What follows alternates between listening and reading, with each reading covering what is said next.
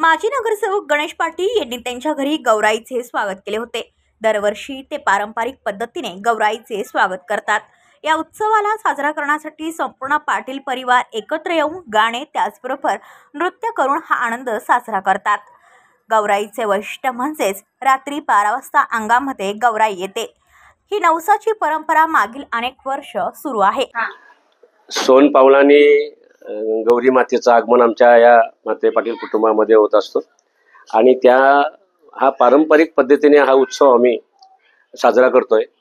आमच्या सर्व माता, आई, आमचे सर्व परिवारातले आमचे जेवढे सर्व सभासद आहेत, जे भाऊ आहेत, बंधू आहेत, काकांची मुलं आहेत, सर्वांची सुना, आत्या, आमच्या बहिणी, सगळे नातेवाईक या ठिकाणी एकत्र येत आहेत आणि एकत्र येऊन या ठिकाणी फेऱ्यांची गाणी असतील, भजन, आरती आणि या माध्यमातून जी परंपरा आहे, जी भजनाची परंपरा आहे, जी आरतीची परंपरा आहे आणि जी फेऱ्यांच्या गाण्यांची, आम्ही सगळे म्हणजे बंधू भगिनी सर्व पुरुष महिला एकत्र येऊन या ठिकाणी रात्री 12 वाजेपर्यंत हा उत्सव आम्ही साजरा करतो। आणि आमचे वैशिष्ट्य म्हणजे रात्री 12 वाजता ही नवसाची गौर ती अंगात येते आणि अंगात येऊन मग ती 12ला कंप्लीट, त्यावेळी जुन्या काली काय घड्याळ नव्हती, परंतु त्यावेळी एवढी श्रद्धा आणि याच्यामध्ये भरलेली होती आणि पावित्रता भरलेली होती का 12 वाजताच नेमकं त्या आमच्या आत्याच्या अंगात यायची।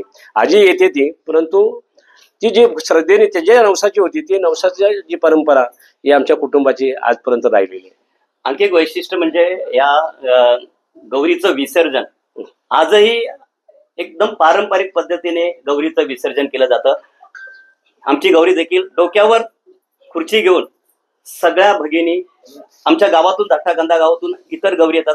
आम्ही आता थोडंसं गावातून बाजूला राहायला आलो, पण तरी सुद्धा गावातला जो बाज आहे, जो सणाचा बाज आहे, तो आम्ही सोडला नाही। गावातल्या गौरी तोवर येत नाही तोवर आमची गौरी त्यात सामील होत नाही आणि सगळे आम्ही एकत्र आल्यानंतर त्या गौरीचा डोक्यावर घेऊन सगळ्या बाया येतात आणि त्या गौरीचा भक्तिभावाने पूजा अर्चा करून, आरती करून आपण विसर्जन करतो। ब्युरो रिपोर्ट पनवेल वार्ता न्यूज। आपल्या परिसरातील बातम्या आमच्यापर्यंत पोहोचवण्यासाठी स्क्रीनवर दिलेल्या क्रमांकावर संपर्क साधू शकता।